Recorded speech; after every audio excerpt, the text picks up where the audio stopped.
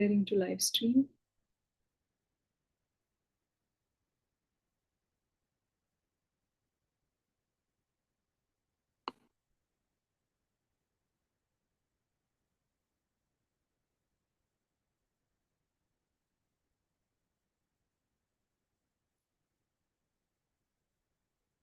Okay, so we are live now. Hare Krishna. Welcome to ISKCON of Silicon Valley's Wednesday evening Krishna Katha. And we have great privilege today to hear from His Grace Akshara Nitai Prabhu. So welcome Akshara Nitai Prabhu. And over to you now. And I will share the prayers as soon as you are ready. Hare Krishna, dear devotees. Offer my respectful obeisances to everybody assembled here. Today the topic we'll discuss is on Lord Shiva. Today is Mahashivratri, so it is custom in Gaudiya tradition to spend some time to recognize Lord Shiva and what he means to the process of bhakti, as he is widely known in our Sampradaya as the greatest Vaishnava. So, without further ado, we'll start with some mangalacaran prayers.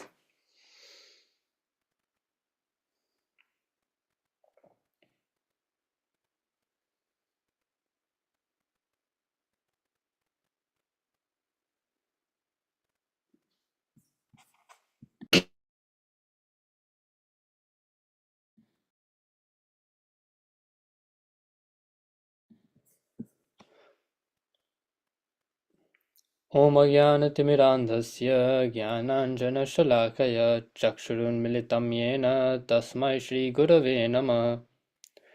Shri Chaitanya Manobhishtam Stapitam Yena Bhutale Swayam Rupa Kadamayyam Dadati Swapadantikam.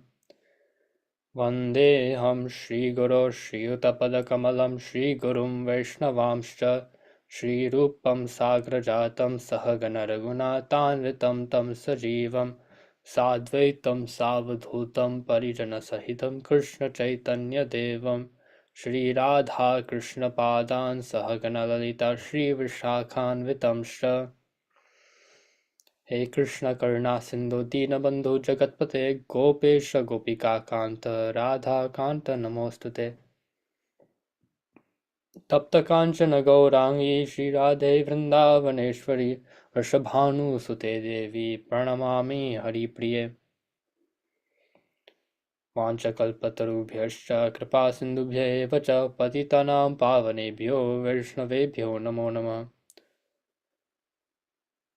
Jai Shri Krishna Chaitanya Prabhu Nityananda Shri Advaita Gadadhara Shivasadi Gaura Bhakta Vrinda.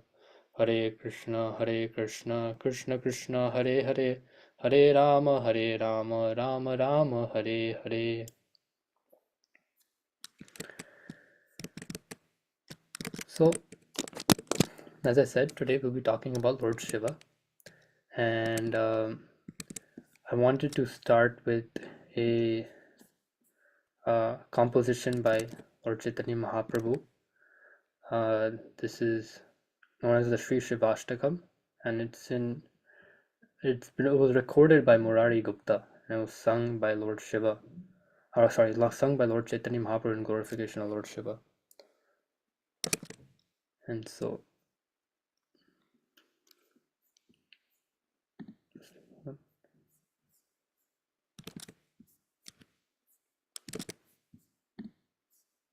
me screen share this.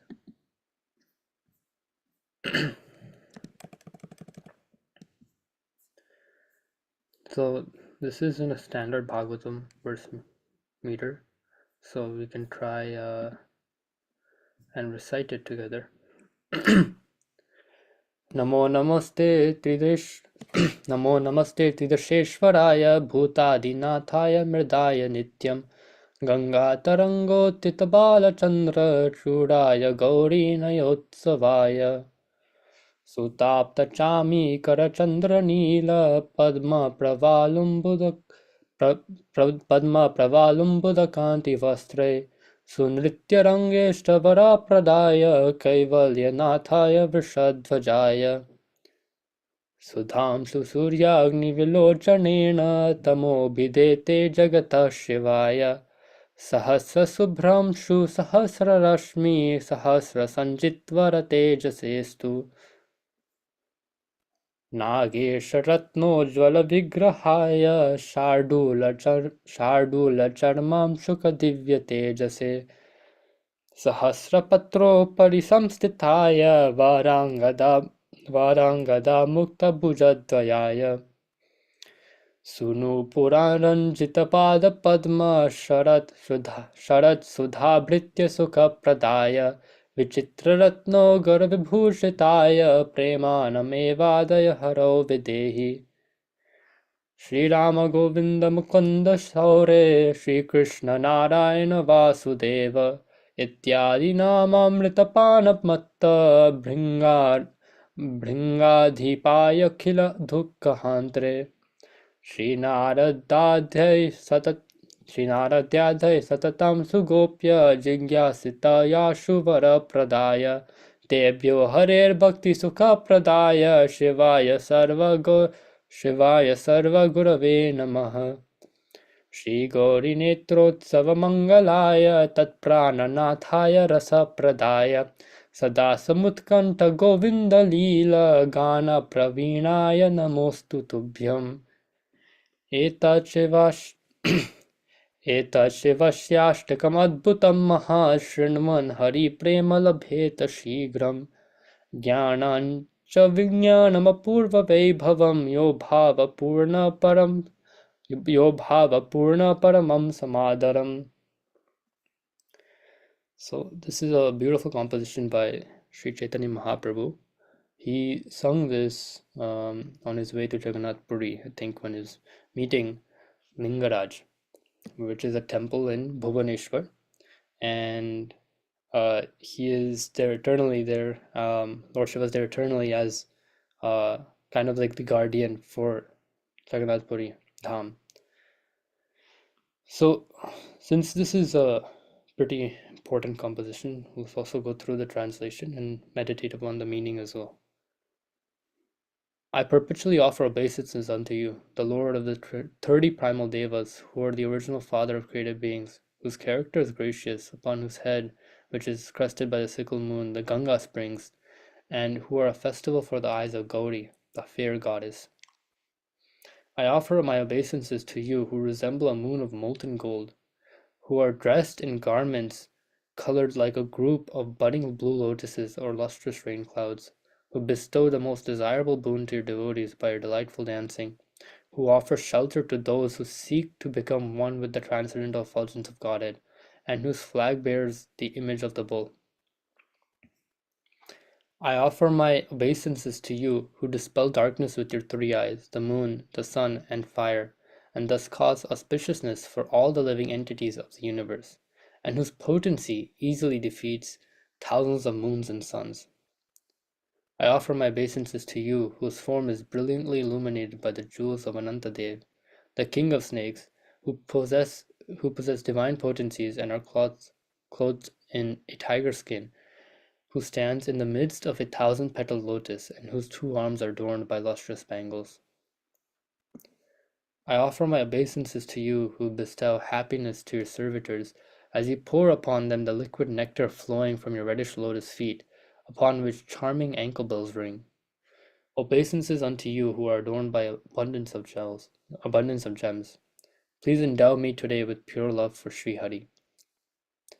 O Sri Rama, O Govinda, O Mukunda, O Sauri, O Sri Krishna, O Narayan, O Vasudev, I offer my obeisances to you, Sri Shiva, who are the monarch ruling over all the bee-like devotees, who are mad to drink the nectar of these and other innumerable names of Hari, and who thus destroys all grief. I offer my respectful obeisances to you, Sri Shiva, who are forever inquired of confidentiality by Sri Narada and other great sages, and who are forever inquired confidentially who are further inquired of confidentially by Sri Narada and other great sages, who very easily bestow boons on them, who bestow the happiness of Hari Bhakti to those who seek boons of you, who thereby create auspiciousness and are thus the guru of everyone. I offer my obeisances to you, who are a festival of auspiciousness for the eyes of Gauri, who are the lord of our life energy, who bestow rasa and are expert in forever singing songs with the eagerness of the pastimes of Govinda.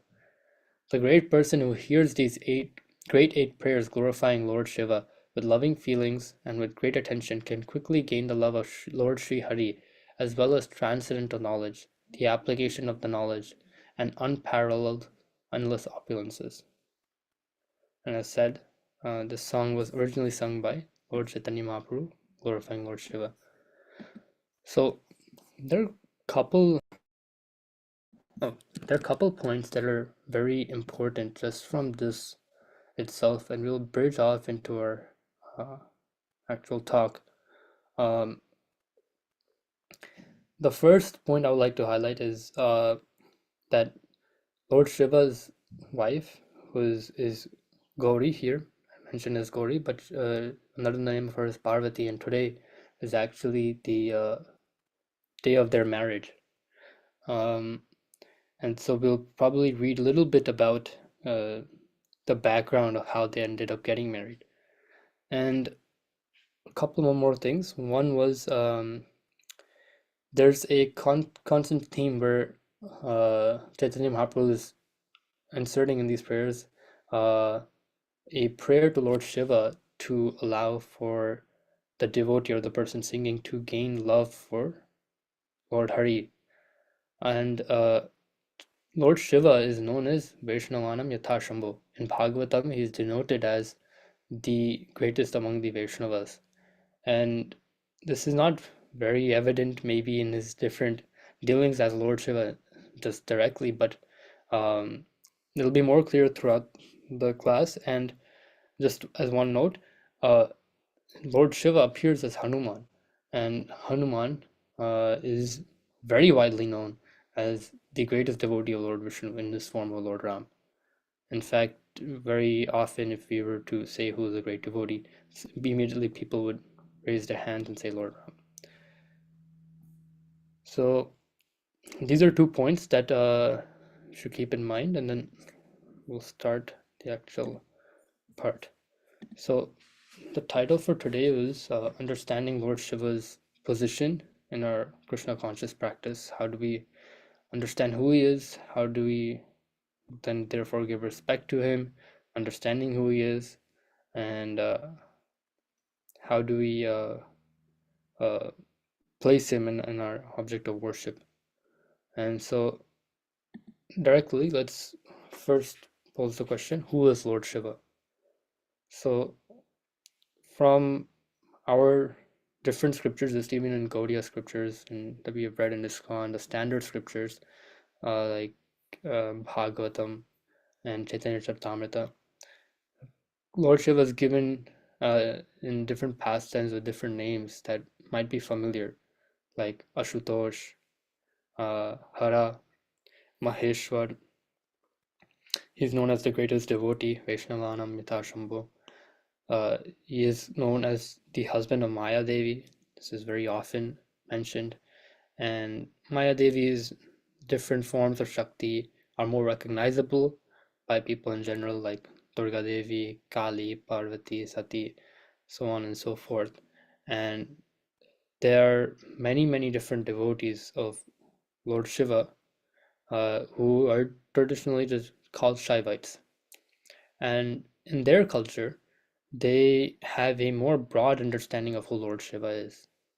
From our culture, in Gaudiya culture, it's very commonly known, even if it's not with a full shastric backing. Without even that, people very easily can know that, oh, Lord Shiva is a great devotee. But how does he fit inside our cosmic creation? That is something that is not talked about as much, but it's a very important point to note. And Shaivites, they quoting the Shiva Puran, which according to Jiva Goswami is not one of the Sattvic Purans, or the ones that we like to focus on as Vaishnavas, they say from their Shiva Puran that Lord Shiva is the creator of this universe and he is the seed-giving father. Seed-giving father. This phrase is something that comes up in Bhagavad Gita. Bhagavad Gita, exactly. I think this is 14th chapter, where Krishna is saying, what's the verse start? The verse starts, Sarvayonishu kaunteya murtaya sambhavantyaya tasham brahma mahadyoner aham bija pradapita. So let me pull up the translation here and screen share this.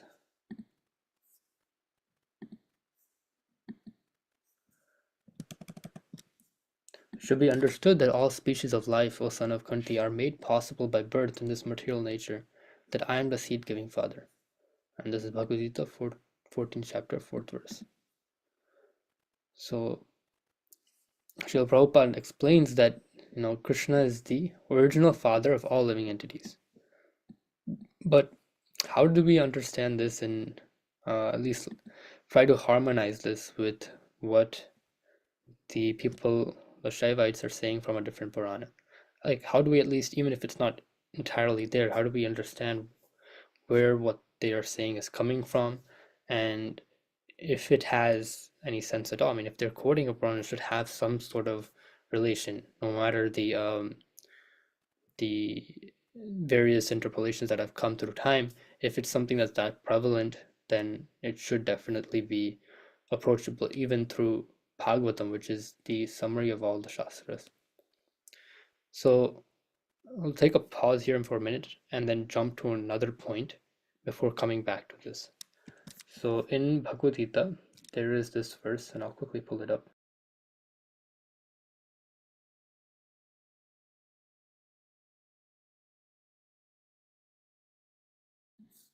Okay, let me screen share. Oops. It's not working.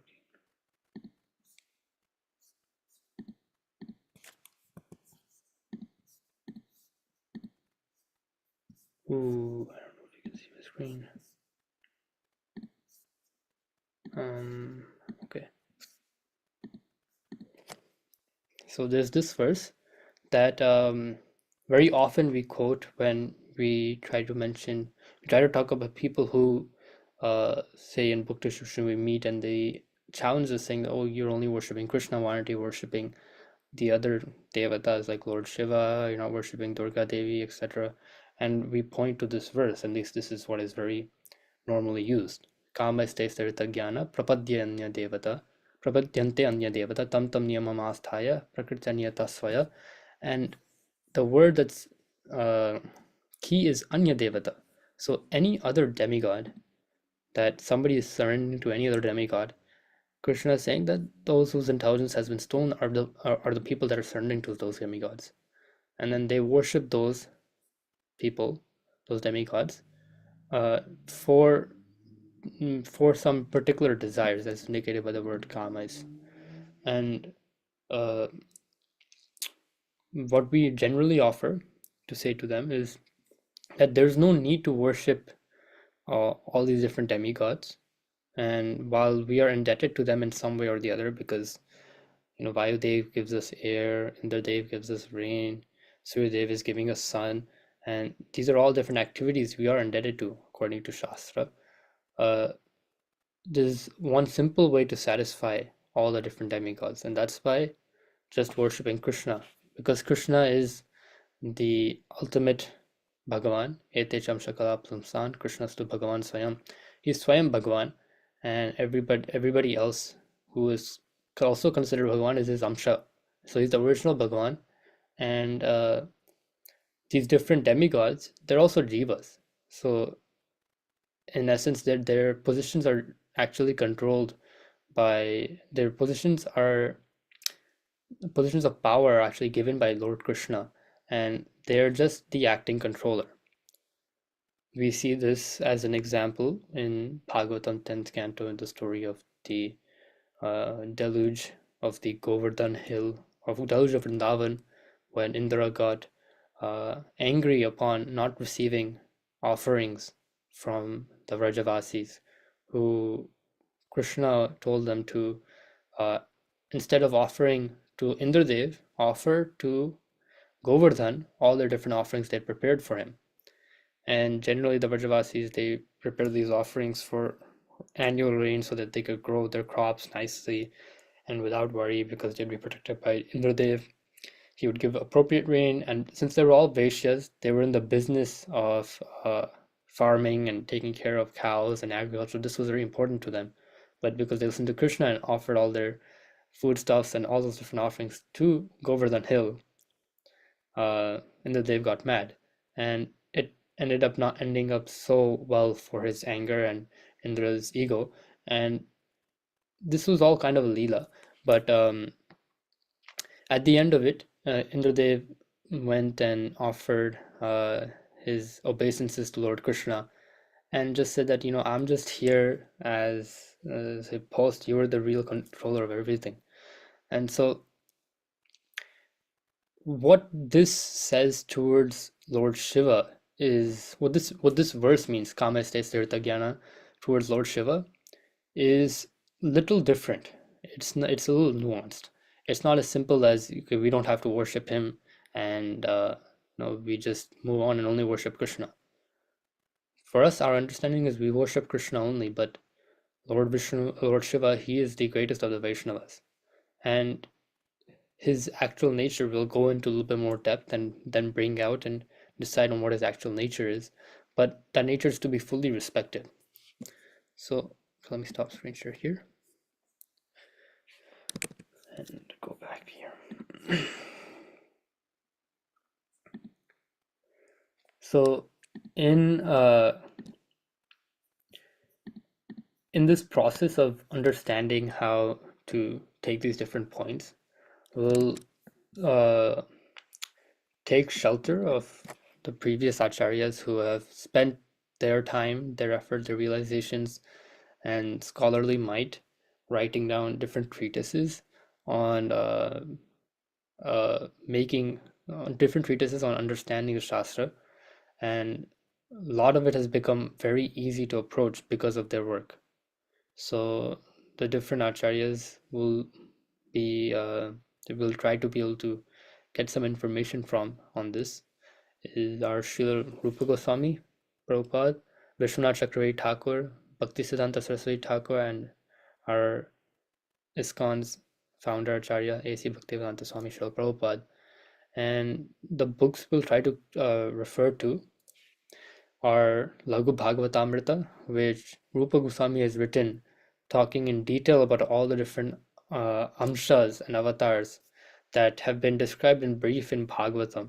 The verse where I quoted Echijam Shakalam Samsan, that is in Bhagavatam, first canto, third chapter, and there's a slight exposition on the different avatars that have appeared, and Sri Rupa Goswami goes into detail on what are the different types of avatars and different characteristics, and it can get very complicated very quickly because we have different situations where we see references of Varahadev being reddish and then being whitish, and he'll explain that, okay, this is in one yuga, that's in another yuga, and make it very easy for us. We'll also refer to Srila Vishwanath Chakravarti Thakur, who in his Madhurya Kadambani, which is a really, really good book, he goes into depth on particularly these different offenses, and one of them has, which is the second one, has really has a very important point in understanding who Lord Shiva is, and it's actually part of the offense, which is not understanding who Lord Shiva is in relationship to Lord Vishnu, and he explains it very nicely. And then we'll also refer to Brahma Samhita. There's a famous verse, Shiramita Ityadi, that Bhakti that is in there in Brahma Samhita, and Bhaktisiddhanta Saraswati Thakur is the one who wrote that, and we'll take shelter of him there. And obviously, Srila Prabhupada, he has written, after studying all these different acharyas' books, many different jewels in his different purports in Bhagavatam, and He actually makes it super simple, but we'll take the long route just so at the end we can appreciate how easy Srila Prabhupada makes it for us. And that way we can get a holistic sense of what's happening and how do we understand Lord Shiva. So to start off, when we're talking about tattva, I think it's very important that we talk about how creation came to be. Tattva means truth or the facts, and to go to facts, it's good to figure out what happened originally and what is happening originally. And so everybody knows that there is, I think everybody who's in connection with any Hindu culture or Sanatan dharmic culture knows that we have the three Murti, which is Lord Shiva, Brahma, Lord Shiva, and Vishnu. And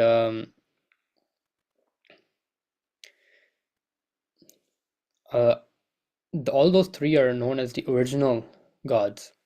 And there's a way in which creation, when it works, it makes it easy to see who is the original personality of Godhead and who are the gods that are assisting it.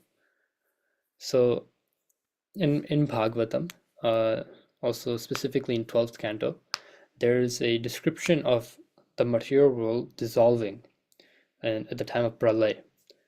When it's dissolving, all these different constituents that we see here, the paper, the trees, the earth, they go back into the base 5 elements, Bhumira, Punalo, Vayu, that we see in Bhagavad Gita. And the other elements, like our mind, intelligence, false ego, they start to effectively, you can think of them as collapsing. And they return to their base elements. And these base elements are all tinged with the three gunas. Three gunas, namely sattva, rajas, and tamas. And our subtle elements, which are the mind, intelligence, false ego, they've been expanded based on these three gunas associated with ahankar. And ahankar comes from the Mahat Tattva, which is the sum of all the different elements, the physical ones, the subtle ones, the gunas, and it's surcharged. And the Mahat Tattva is a manifested, and it's in a manifested differentiated state. It's where matter is ready for Brahmaji to use for creation. And before that, there's one more level before that. So we're evolving backwards, devolving actually, because it's a time of dissolution.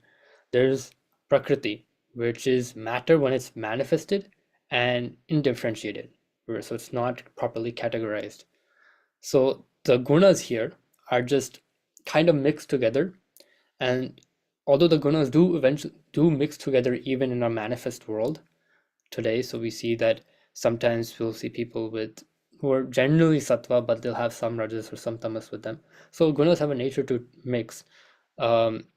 In the state of prakriti, they're naturally mixed. They're not differentiated and separated out, and separate out in a way in which they can hit each of these different things: the mind, intelligence, false ego, fire, air, earth, etc. And in a state before prakriti as well, there's pradhan. Pradhan is matter when it's completely unmanifested and not differentiated at all. And this is the matter where it just goes back into Mahavishnu. So Bhagavatam describes the creation to be sort of like, we can picture it to be sort of like a Big Bang, where there's a point, which is this Mahavishnu, from where all the universes expand, and that's when he breathes out. And when he breathes in, all the universes collapse back into him. So this description of us going from the constituents, which are these different elements, going all the way back into Mahavishnu through Mahat Tattva, Prakriti, and Pradhan, which eventually merges right back into Mahavishnu, that comes from this part. And in this state, where the Jiva, after having the entire world be lost in dissolution, he enters into a state of deep sleep. It's called susupti.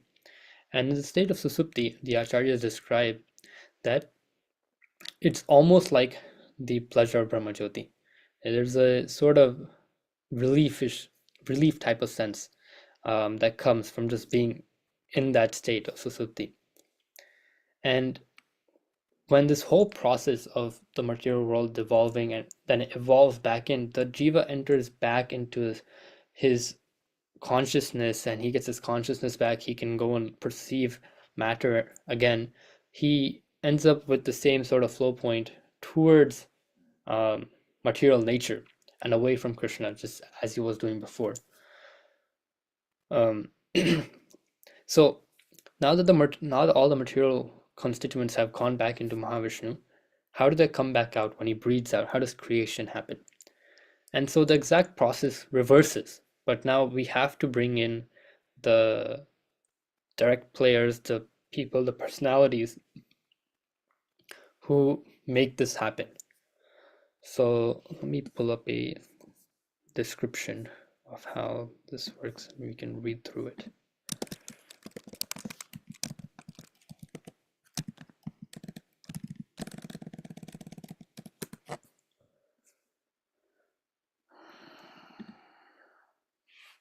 Okay.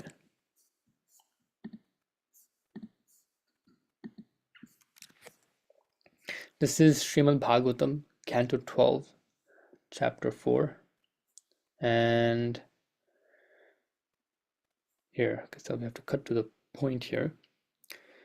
Let me just read through the text, and where something requires, we'll expand. So, text 1, Shukadev Goswami says, my dear king, I've already described to you the measurements of time, beginning from the smallest fraction measured by the movement of a single atom up to the total lifespan of Lord Brahma. I've also discussed the measurement of the different millennia of universal history. Now hear about the time of Brahma's day and the process of annihilation. So, 1,000 cycles of 4 ages constitute a single day of Brahma known as a kalpa. In that period, 14 manus come and go. Oops, I think I started too early, but let's just read through. After 1 day of Brahma, annihilation occurs during his night, which is of the same duration. At that time, all the 3 planetary systems are subject to destruction. This is called the Naimittika, or occasional annihilation, during which the original creator Lord Narayan lies down upon the bed of Anantasesh and absorbs the entire universe within himself, while Lord Brahma sleeps. When the 2 halves of the lifetime of Brahma, Lord Brahma, the most elevated created being, are complete, the 7 basic elements of creation are annihilated. You can go look and double check what the 7 basic. It's not mentioned here. My bad. O king, upon the annihilation of the material elements, the universal egg, comprising the elemental amalgamation of creation, is confronted with destruction. As annihilation approaches, O king, there will be no rain upon the earth for 100 years. Drought will lead to famine, and the starving populace will literally consume one another. The inhabitants of the earth, bewildered by the force of time, will gradually be destroyed. The sun in its annihilating form will drink up with its terrible rays all the water of the ocean, of living bodies, and of the earth itself, but the devastating sun will not give any rain in return. Next, the great fire of annihilation will flare up from the mouth of Lord Sankarshan. Carried by the mighty force of the wind, this fire will burn throughout the universe, scorching the lifeless cosmic shell. Burned from all sides, from above by the blazing sun, and from below by the fire of Lord Sankarshan, the universal sphere will glow like a burning ball of cow dung. A great and terrible wind of destruction will begin to blow for more than 100 years, and the sky covered with dust will turn grey. After that, O king, groups of multicolored clouds will gather, roaring terribly with thunder, and will pour down floods of rain for 100 years. At that time, the shell of the universe will fill up with water, forming a single cosmic ocean. As the entire universe is flooded, the water will rob the earth of its unique quality of fragrance, and the element earth, deprived of its distinguishing quality, will be dissolved. So these are the elements gradually merging into each other. And let me just speed up a little bit here. So the different elements are going into each other, and then they eventually go into false ego. So ahankar is false ego, and in false ego we see the quality of ignorance, or the guna of ignorance, seizing sound, the quality of ether, and then where ether merges back into false ego. And so let's continue on from here. False ego in the mode of passion takes hold of the senses, and false ego in the mode of goodness absorbs the demigods. Then the total Mahat Tattva seizes false ego along with its various functions. That Mahat is seized by the three basic modes of nature: goodness, passion, and ignorance. My dear King Parikshit, these modes are further overtaken by the original unmanifest form of nature impelled by time. That unmanifest nature is not subject to the 6 kinds of transformation caused by the influence of time. Rather, it has no beginning and no end. It is the unmanifest, eternal, and fallible cause of creation. So that unmanifest nature is called Pradhan. And this is the unmanifest nature that goes directly back into Lord Vishnu, or in his form as Mahavishnu. So the way in which it comes back out is described in the Brahma Samhita, and here, one second, let me go pull that up.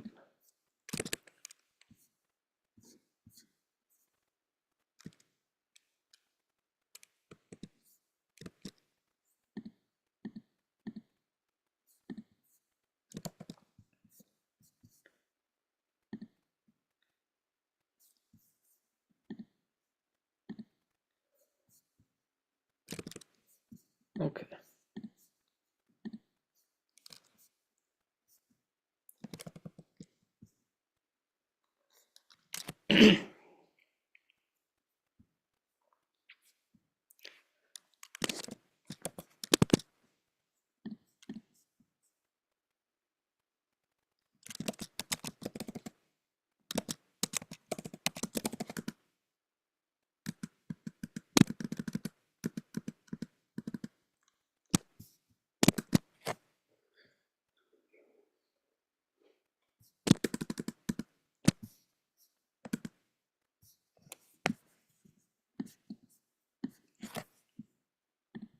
Okay.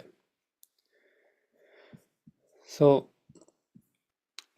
the 7th verse in Brahma Samhita talks about how Krishna never is associated with material energy, and this is one of our fundamental understandings of how understandings that we use to differentiate what we say with the Mayavadis. Mayavadis say that Krishna comes in contact with Maya when he comes here, and we violently reject that, saying that no, Krishna is eternally in his Shuddha Sattva state and he is never subject to the modes. And so let's read through this. Krishna never consorts with his illusory energy, still her connection is not entirely cut off from the absolute truth. When he intends to create the material world, the amorous pastime in which he engages by consorting with his own spiritual chit potency Rama by casting his glance at the deluding energy in the shape of sending his time energy is an auxiliary activity.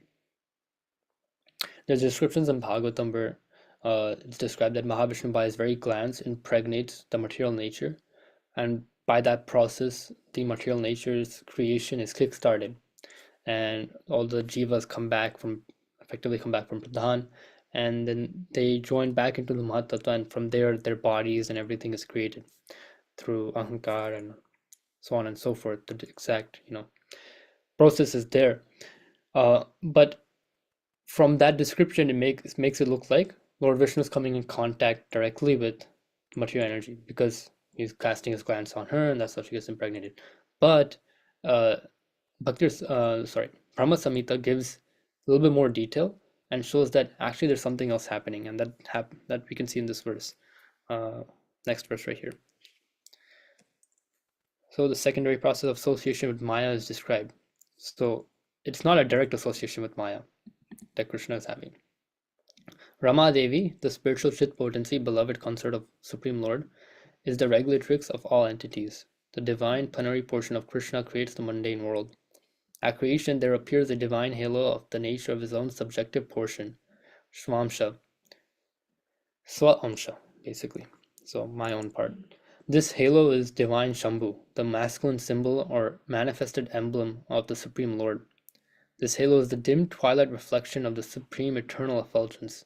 This masculine symbol is the subjective portion of divinity who functions as progenitor of the mundane world, subject to the supreme regulatrix Niyati. The conceiving potency in regard to mundane creation makes her appear out of the supreme regulatrix. She is Maya, the limited non-absolute apara potency, the symbol of mundane feminine productivity. The intercourse between these two brings forth the faculty of perverted cognition, the reflection of the seed of the procreative desire of the Supreme Lord. So, the words here, this is like complicated English, but effectively what's happening is that Lord Vishnu is casting his glance, and by his glance and by that effulgence, Lord Shambhu is created. Shambhu is another name for Lord Shiva, and Lord Shiva takes that potency. He's potent by himself also, but takes that potency, and then he engages in intercourse with Maya Devi. And Maya Devi is an expansion of Rama Devi. So Rama is Lord Lakshmi, and she's a more superior Shakti or superior Chit potency, and a slightly more inferior Chit potency is Maya Devi. And so we see that by this process, what Bhagavatam had said is still true, where Lord Vishnu is impregnating Maya Devi, but it's just indirect. And so this satisfies both, the idea that this satisfies our understanding that, Krishna is not directly associating with Maya, and it fits exactly with what Bhagavatam is saying. It's just here we have more description. This is thanks to Srila Bhaktivedanta Saraswati Thakur, who goes and explains a little more detail here and talks about how Pradhan and the other points I mentioned before play into this. So let's go into here. So yeah, the first phase of the appearance of mundane desire created by Mahavishnu is called the seminal principle of Mahat, or the perverted cognitive faculty. It is this which is identical with the mental principle ripe for procreative activity. The conception underlying it is that it is the will of the Purusha who creates by using the efficient and material principles. Efficiency is Maya, or the productive feminine organ. The material principle Shambhu, or the procreative masculine organ. Mahavishnu is the Purusha, or the dominating divine person wielding the will. So it is his desire, Mahavishnu's, that starts this whole process. So when Bhagavad Gita is saying Aham Bija Pradapita, it is very much correct, because it is, you can say that his will which is giving birth to the process of Mahavishnu and Maya Devi, or Lord Shiva and Shakti giving birth to all the living entities. And here Srila Bhaktisiddhanta Saraswati Thakur says, Pradhan, or the substantive principle, is in the shape of mundane entities, is the material principle. And nature embodying the accommodating principle is Maya. And the principle of the embodied will bringing about the intercourse of the two, somebody who's bringing these two together, is the ultimate divine person, which is part of Krishna. Mahavishnu is part of Krishna. So Mahavishnu is again pushing this whole thing forward, and he's kickstarting it. So that's why Aham Bija Pradapita works. So this shows, at least in some sense, how Lord Shiva's part of creation. It gives credence to what the Shaivites say, that Lord Shiva is the creator, because he is the creator. He is directly the father of all living entities. But even more original, like the original father, you would say, to that is Krishna's will, or Krishna's form, Mahavishnu, giving that direct will and kickstarting this whole process, and having Shambhu appear based on his desire to start this whole process of creating these material worlds. Okay, so that's one part. The other part is still left missing, which is who is exactly Lord Shiva. So we know the role he plays. The role he plays is not something material. We can notice how Lord Brahma isn't even mentioned here. And Lord Brahma is mentioned in our Shastras as a Jiva. So where exactly does Lord Shiva stay into this? What is his nature? And what truth is he? Is he a Jiva? Clearly not, because he is directly the father of all the Jivas. Or is he Lord Vishnu? And we can see that he may not be exactly Lord Vishnu, because why would Mahavishnu not want to relate, not want to directly interact with Maya Devi and then create himself to interact with Maya Devi. It doesn't make any sense. So I'll pull up something else and yeah.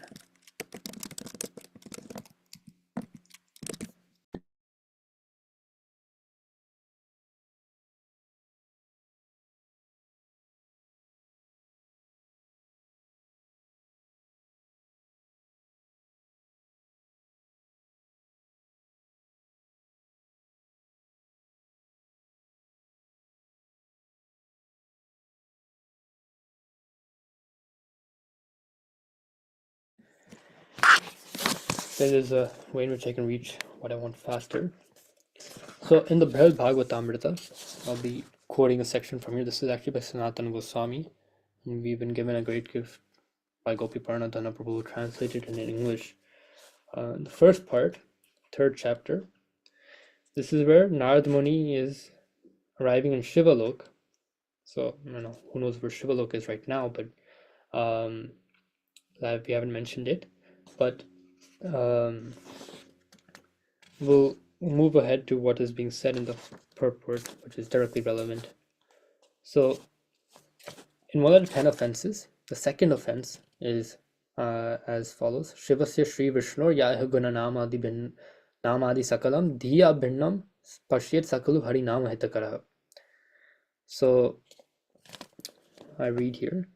For example, in the Padma Purana, Brahmakand 25.15, in the description of the 10 offenses against Lord Vishnu's holy names, we read the verse said before. This can be understood in two ways. One of which is one who sees differences between Lord Shiva's qualities and names and those of Sri Vishnu is an antagonist. So let me restate that. One who sees differences between Lord Shiva's qualities and names and those of Sri Vishnu is an antagonist to Harinam. So one of the offenses to the holy name is seeing a difference between Lord Shiva's qualities and names and those of Lord Vishnu's. How did this come about? So I'll pull up the verse and this will become more evident.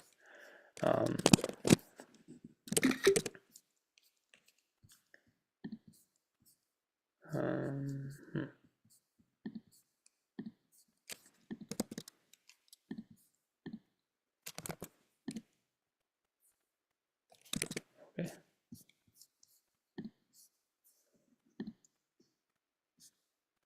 All right. So this is that exact verse. And in Sanskrit, there is this quality where if there's a long sound following another word, you can potentially long vowel sound, you can separate the vowel into both the short ones. And if it fits, so like dhiya right here, if it fits dhiya and abhinnam, and that's a phrase, then that works as well. So if we take this long a and split it into two, dhiya and abhinnam, so dhiya and abhinnam, we get two meanings, dhiya and bhinnam and dhiya and abhinnam. Dhiya and abhinnam. And so what this actually is saying that if you find a difference or a non-difference between the names of Lord Sri Vishnu and Shankar Bhagavan, Lord Shiva, then you're making an offense. And this is a very unique position that Lord Shiva is in now, because he's, as we said before, as we thought of before, he's not a jiva. He is, and he doesn't seem to be exactly Lord Vishnu, but at the same time, he's not different from Lord Vishnu. This is due to, and then we can see direct praman from this, from Brahma Samhita. We'll see this in this verse. I'll pull it up. Okay. Oops. Yes. Shriram yatha dadi vikara vishesha yoga sanjayate nahi tata pratagasti heto yashambhutam api tatha samupaiti karya govindamadi purusham tamaham vajami. Just as milk is transformed into curd by the action of acids, but yet the effect curd is neither same as nor different from its cause with regards to milk, so I adore the primeval Lord Govinda, of whom the state of Shambhu is a transformation for the performance of the work of destruction. So Lord Govinda, he is compared to milk here, like the original form of any dairy products is milk, and a transformed form is curd. But we cannot say that curd was different from milk, especially if you boil it and you have to make curd yourself at home. It's that same milk that became curd. And although it does a different purpose, it was still that same milk. It still has the same uh, qualities, and um, it just transformed. And so it's this transformed state that gets a different classification, but we still recognize this state as this truth, which is Shiva Tattva, as being Bhagavan. And so many places in Bhagavatam, there is mention of him as Bhagavan, and the Devatas, even in one such situation, I think they mention him as Parabrahma. And Parabrahma, um, Para means greater than, and Brahma means it's truth. And so, actually, generally, Parabrahma is used for Lord Vishnu, across Bhagavatam, but there was also mentioned for Lord Shiva. And it makes a lot more sense with this sort of background looking at it, because Lord Shiva he is not a jiva, but and he's kind of really just Bhagavan. He's not exactly Bhagavan, but he in many ways is Bhagavan, and so he gets that appropriate respect.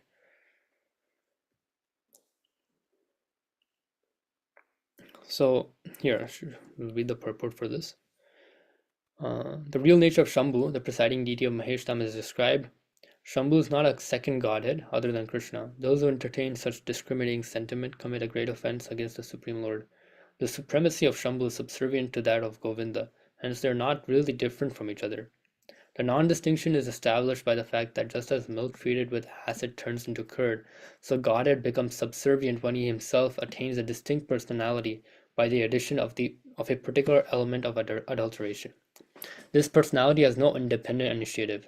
The said adulterating principle is constituted of a combination of the stupefying quality of the diluting energy, the quality of non-plenitude of the marginal potency, and a slight degree of the ecstatic cognitive principle of the plenary spiritual potency.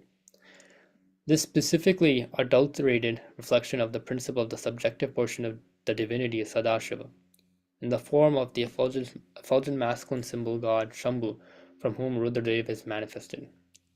In the work of mundane creation as the material cause, in the work of preservation by the destruction of the sundry asuras, and in the work of destruction to conduct the whole operation, Govinda manifests himself as Guna Avatar in the form of Shambhu, who is the separated portion of Govinda, imbued with the principle of his subjective plenary portion.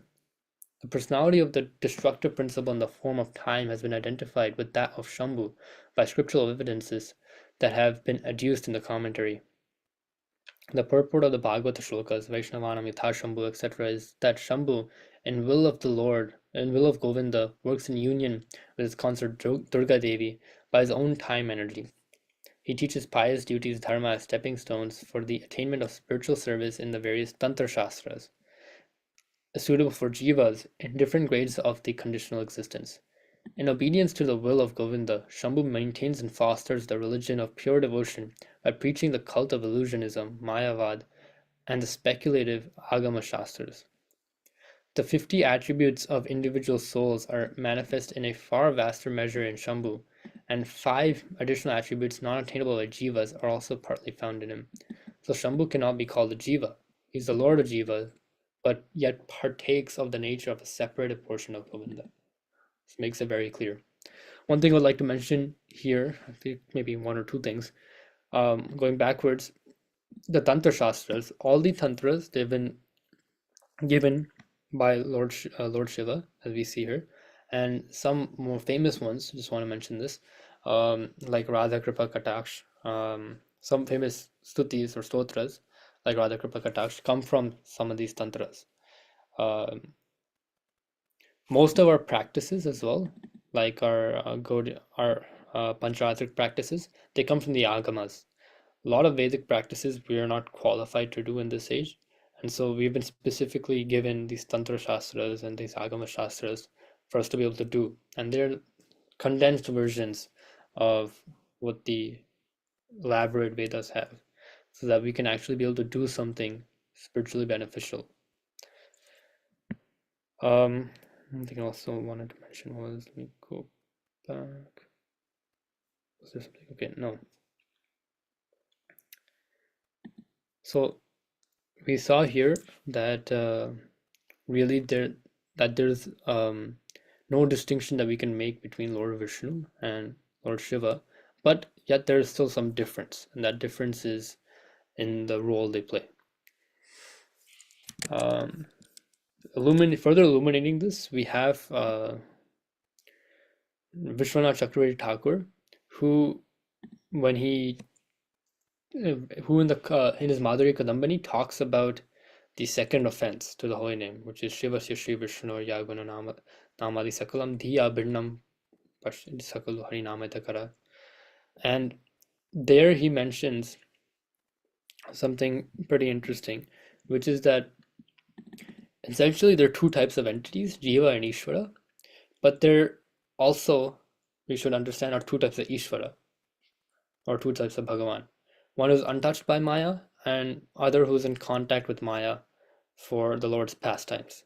The one who's untouched by Maya is Krishna. We saw in that, I think, seventh verse in seventh verse in Bhakti in Brahma Samhita, that Krishna doesn't touch Maya. And I think the very next verse we saw that through Mahavishnu's glance, Lord Shiva appears and takes on that role of the Ishvara who is in contact with Maya for the Lord's pastimes. And really briefly mentioning this, Ishvara, when we mention the word Ishvara, this is a really standard term, even out of our Gaudiya practice. It's a very standard term. It's used in Hindi. It's used in it's originally from Sanskrit, but it's used in Hindi as well. And so many people use it. Ishvara just means controller. And it's important to understand that there are a lot of different controllers in this world. There's so many different agencies. As you mentioned before, we're indebted to the different agents of Lord Krishna in this material world that are the devatas who hold these posts that allow us to lead our life the way we are. We get light, we get electricity, we get so many different things, we get air, we get fire from these different devatas. And they're also Ishvaras in some sense. Kunti Marani says in Srimad Bhagavatam, this is 1.8.18, the first verse in the Kunti Stuti, Namasya Purusham Tvadyam Ishvaram Prakrite Param. This is, the word Ishvaram there is very specific, and yet that's not all she was able to use. She was not able to simply denote that, okay, Namasya Purusham Tvadyam, I'm offering my obeisances to you, the original Purusha, who is Ishvara. And she's talking to Krishna directly here. But by saying Ishvara, she wasn't able to denote that I'm directly talking to you, Krishna. In the commentaries, Sridhar Swami starts this process of kind of taking the role of Krishna when Kunti Maharani is saying this. And for every word that she says in this verse, Krishna is giving some sort of rebuttal to say that, I'm not actually all that. And so Kunti Maharani is saying, Namasya Purusham Tvadyam. And Krishna saying, Purusham, yeah, I know, I'm a man. And she's saying Tvadyam, Adi Purusha. And Krishna is like, yes, Natvam Evo Jatu Nasha Natvam Nema Janadipa. I've been here forever, you've been here forever. And then she says Ishvara. Kunti Maharani is saying Ishvaram. It's just to further say, okay, no, I'm talking about God here, right? But Krishna takes Ishvara as the literal meaning, which is just controller. And he's saying, yeah, but there's so many different controllers. We see all the devatas and all these rishis, they can do so many different things. And so then Kunti Maharani is to say, no, Prakriti Param, you're greater than Prakriti.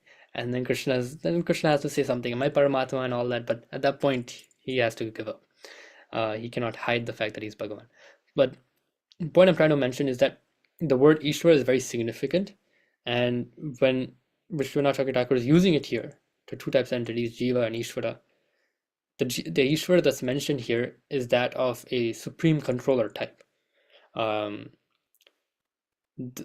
mention of Ishvara being specific, and having to be specific. The first verse in Bhakti, I keep saying Bhakti Rasamrita Sindhu, Brahma Samhita and Bhakti Rasamrita Sindhu had the same acronym, BRS. So yeah, in Brahma Samhita, the first verse, Ishvara Parama Krishna, the word Parama is used to give a qualifier that, Parama means best.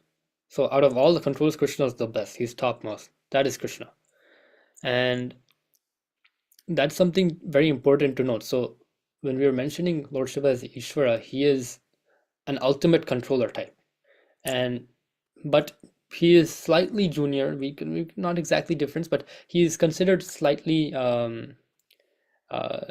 not he's not exactly pure Krishna because he's in contact with Maya for the Lord's pastimes. But he at the same time is also that same Ishvara. So given that was basically just a going deep dive into Tattva, but given all that and understanding who he is and his rather complicated position, but elevated position, I think we should at least read a couple pastimes of Lord Shiva that we can get from Srimad Bhagavatam to at least remember his different activities and understand him a little bit better.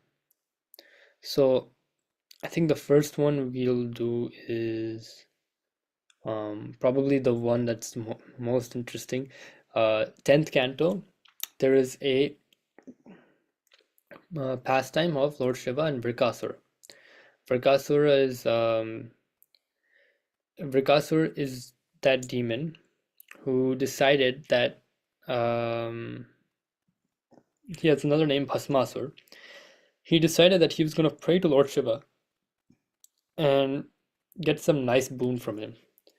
But as an Asura, he didn't really have a nice way. He didn't have a nice way of worshipping Lord Shiva. And so his worship of Lord Shiva ended up being rather barbaric. Bhagavatam describes that he was cutting off his flesh and offering it to Lord Shiva. So one after another, just lopping off lumps of flesh. And after some time, it seemed as if Lord Shiva was not listening, and that's rather odd because Lord Shiva is Ashutosh. But considering the ghastly nature of this prayer, I think even Lord Shiva needed some time to get pleased by it, apparently. And so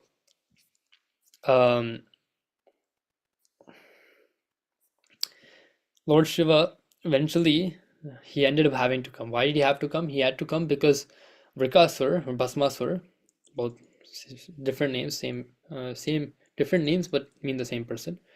He decided to just give up and cut his head off. In a very gutsy move. And Lord Shiva had to come down and he told him, stop, don't cut your head off. That's a little too far. And then decided, okay, I am impressed by your determination. What do you want? He gave him a boon.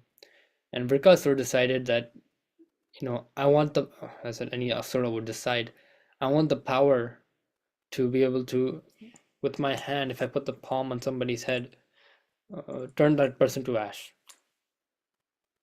And Lord Shiva said, because he gave a boon, he can't really, he can't take it back, but he was already regretting it. He said, okay, yes, you have this, you can get this boon, that, all right, you will be able to, with your hand, turn anybody to ash. And then Rikasura, as an Asura, decided it would be only logical to try and test this boon, see if it really worked on Lord Shiva, because he was the only person in front of him.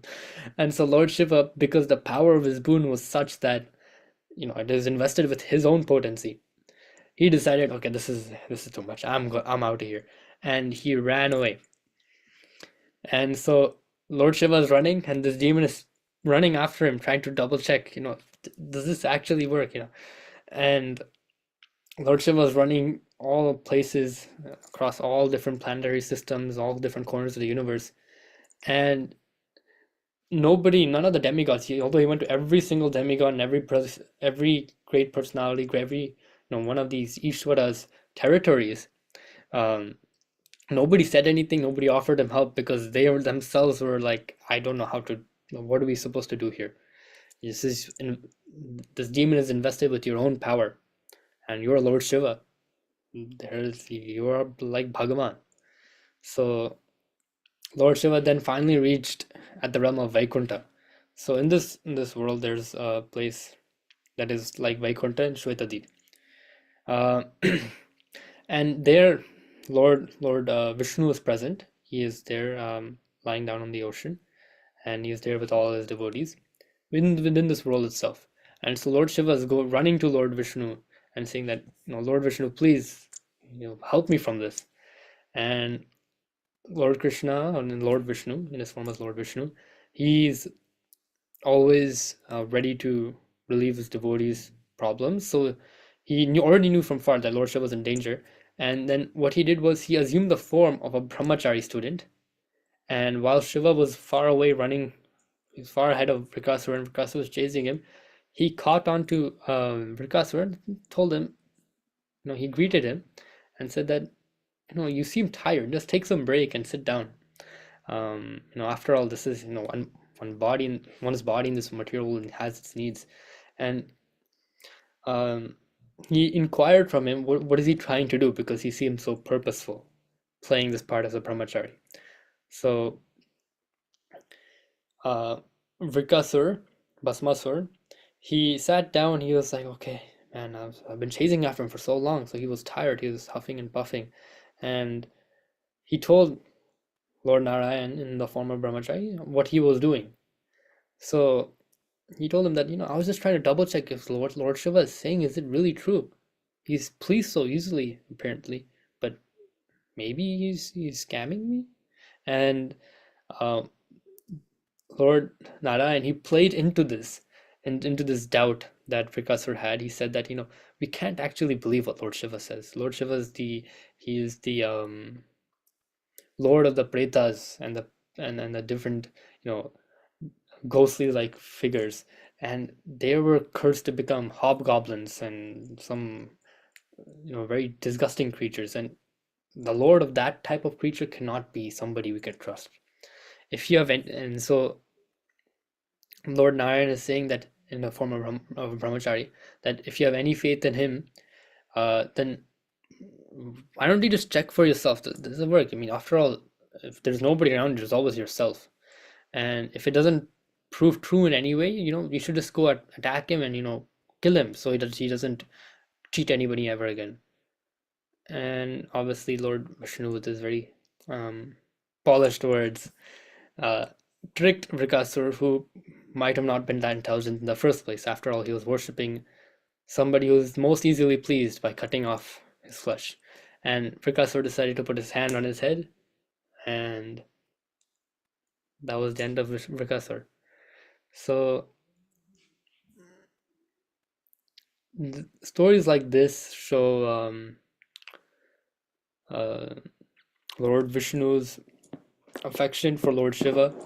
There's one more story that I found really nice um, when we look at it in a particular angle. This is the story of Banasur. So Banasur was the father of Usha, who's the wife of Aniruddha. And there's a description in Bhagavatam of how Aniruddha got married. And Aniruddha was relaxing in his palace in Dwaraka. He was taking rest, and Usha had a dream where she saw Aniruddha and they were enjoying some amorous affair. And she woke up from that dream and was like, "Who was this person?" It felt so vivid that she felt like it was real. And she asked her dear friend, Chitraleka, I believe was the name, who had some mystic powers, um, to go and try to draw her sketch. So Chitraleka was like, an olden times sketch artist. So she was sketching different pictures based on the description of Usha, and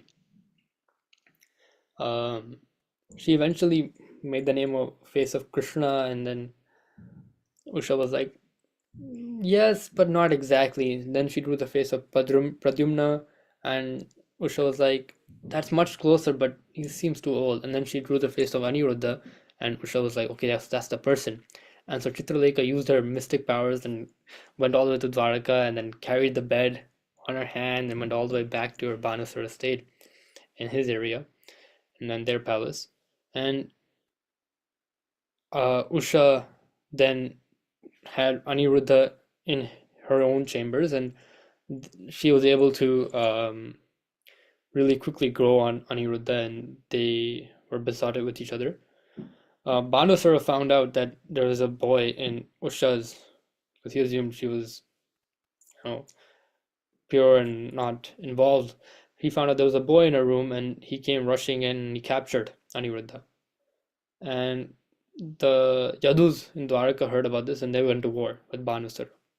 Bhanusara was given a boon by Lord Shiva prior, that he could get 1,000 hands, and um,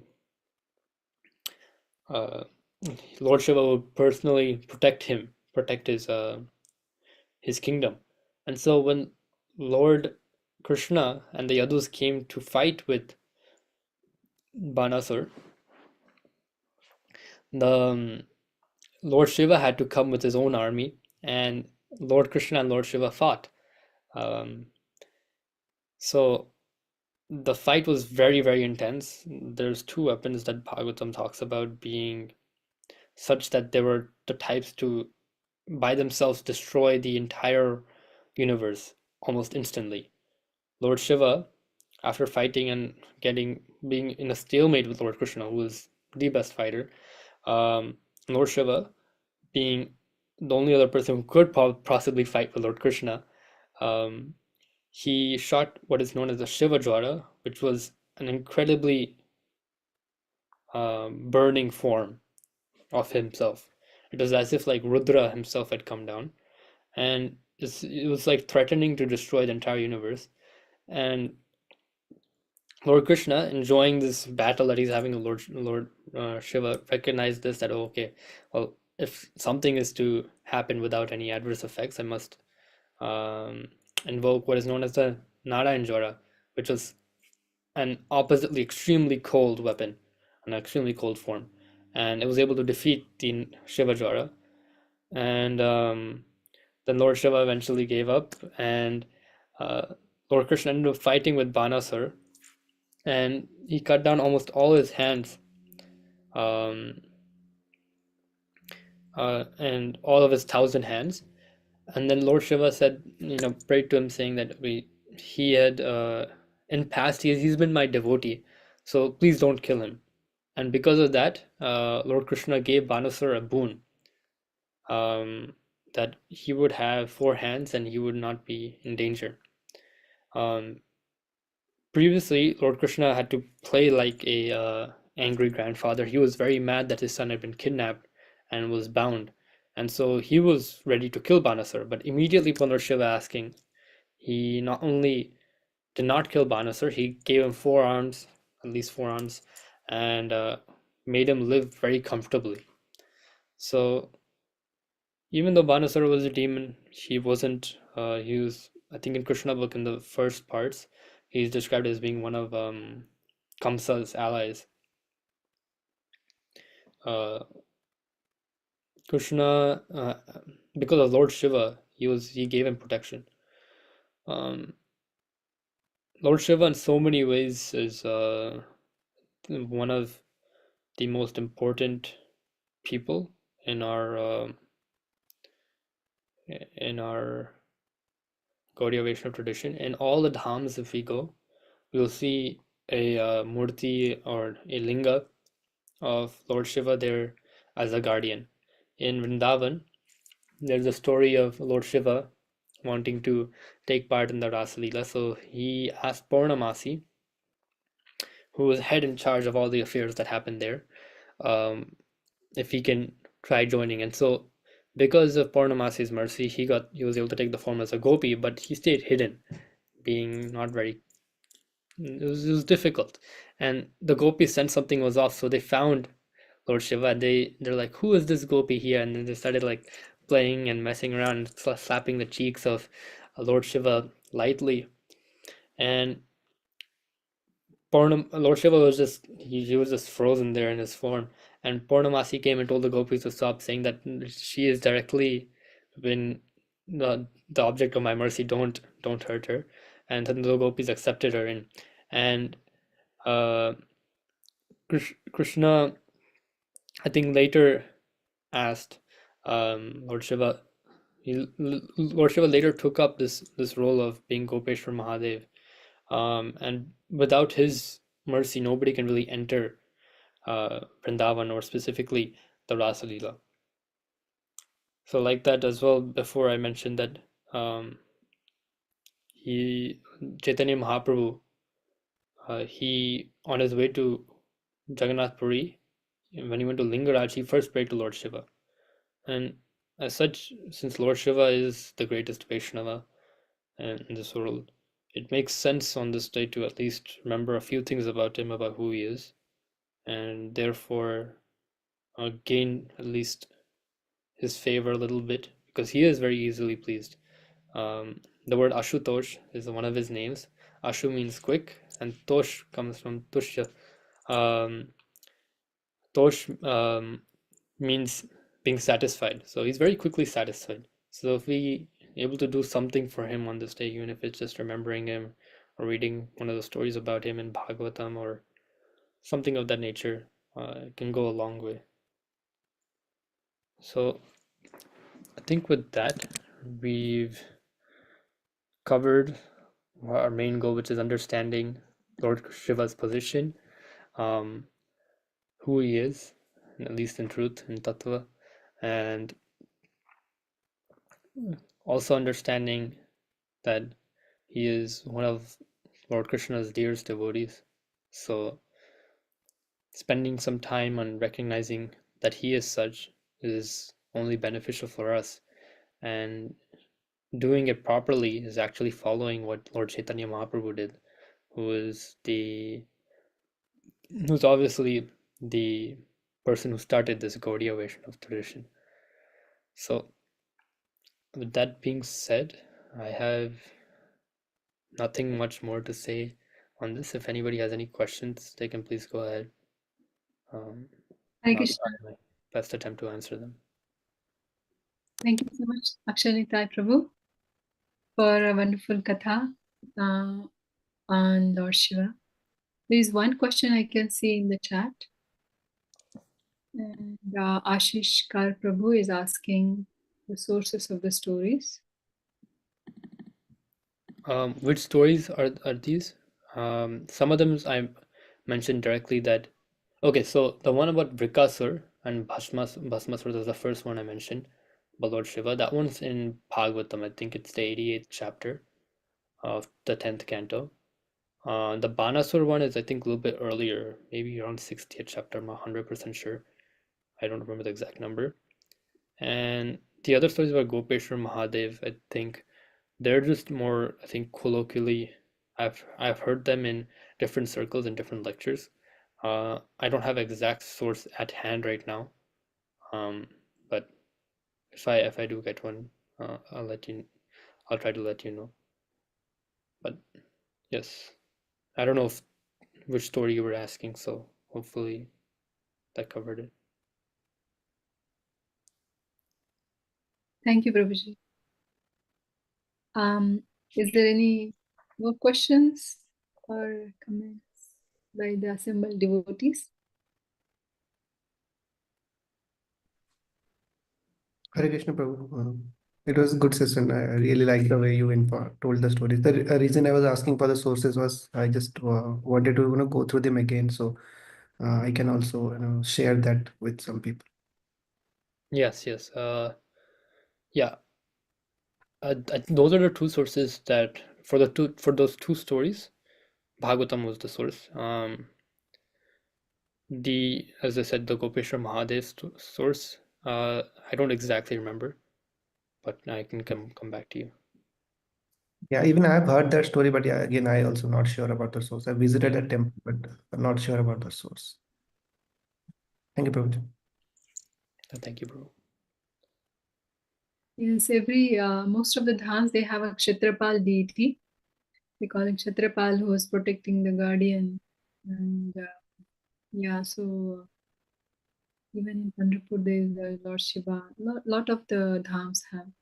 So like that, we have Gopeshwar Mahadev. We have Manish Rawat Prabhu raised his hand. Please go ahead, Prabhu. Hare Krishna Mataji. Hare Krishna Prabhuji. My question is about what came to Lord Shiva's mind that he took the rope of Gopi? Like, what is the significance of that? Why he wanted to do this Leela of coming as a Gopi? So at least in the version that I remember, I don't remember exact expansion on that, but I can explain it like this. Lord Shiva he composed in the Urdu Mantya Tantra, which is where the Radha Kripa Kataksh come from, which is a series of verses glorifying Srimati Radharani, who all the Gaudiya Acharyas will say that is the topmost devotee, even amongst the people that are there. And even Lord Shiva recognizes her as the topmost devotee, being considered the greatest devotee as well in Bhagavatam.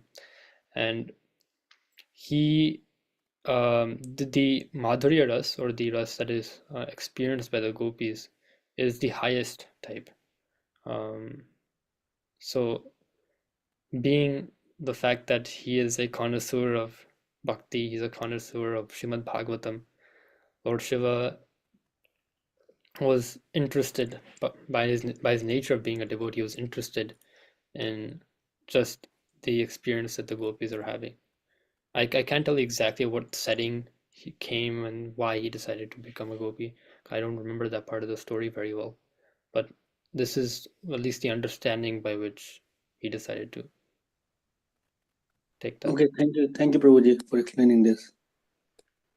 What I remember from a lecture, it is mentioned that Lord Shiva wanted to participate, be a part of the Ras dance, and that's the reason he wanted to be. Nobody can enter the Ras dance until and until there's only one person, only male person. So in the male form, nobody can enter. So then that's the reason he has to take a female form. He became Gopeshwar, Gopi, Okay. and then we. Thank you, Mataji, for adding more. Thank you. Hare Krishna. Please correct me, Kameshwari Mataji, if something needs to be corrected.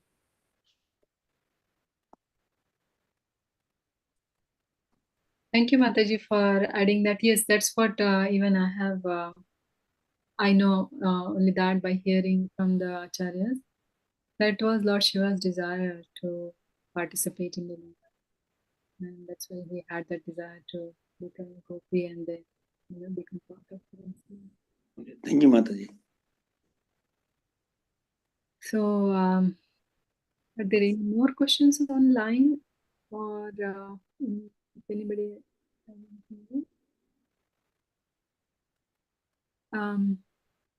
So I really, if nobody has anything, then I just wanted to mention a couple of points that Akshara Prabhu has taken a very nice topic today, being Shivaratri. So Lord Shiva is the greatest of all the Vaishnavas, and I was very happy to hear all the pastimes of Lord Shiva. And to begin with, Prabhu started with how Lord Shiva's role in the actually in the creation. It's a bit complicated topic, but he quoted from Bhagavatam, Brahma Samhita, and then from the commentary of the acharyas. So it was very nicely, discussed by Prabhu, and also the very nice pastimes showing how Lord Shiva is very easily pleased when somebody makes an effort to please him, and then these asuras gets the wounds, and how he's called Ashutosh, and then Lord Vishnu comes to save Lord Shiva. Lord Shiva is very dear to Lord Vishnu. Lord Shiva is very dear to Lord Vishnu, so he comes and saves. And Thank you so much, Prabhuji, for sharing this katha with us today. Very, very grateful to you for taking out your time, being a student, a working person, and doing so many services, and our illustrious youth at ISKCON of Silicon Valley. I have seen Akshara Nitai Prabhu from very young age. He has been doing a lot of services. I'm very, very, very happy to see he come up such a nice, fluent speaker on the Shastras. All glories to His Grace Akshara Nitai Prabhu. All glories to His Divine Grace Srila Prabhupada. So let's do Vancha Kalpatarubhyascha. Vancha Kalpatarubhyascha. Kalpatarubhyascha kripasindhubhya patitanam pavanebhyo vaishnavebhyo namo namah. Just really quick, I would like to mention that everything I've learned has been something I've gained from being part of the senior devotees here at ISV, and sorry, not being part of the temple here at ISV, and hearing from the senior devotees. And so all the credit goes to them. And if I said anything that's good, please take it as their credit. And if I said anything that's bad, please take it as my mistake. Hare Krishna. Everything was very nice. Hare Krishna. So thank you, dear devotees, for joining us today. And we have at ISKCON of Silicon Valley Saturday and Sunday programs coming up. So those you can join in person at the temple, as well as you can tune in online. Thank you so much for joining us today. Hare Krishna. Hare Krishna.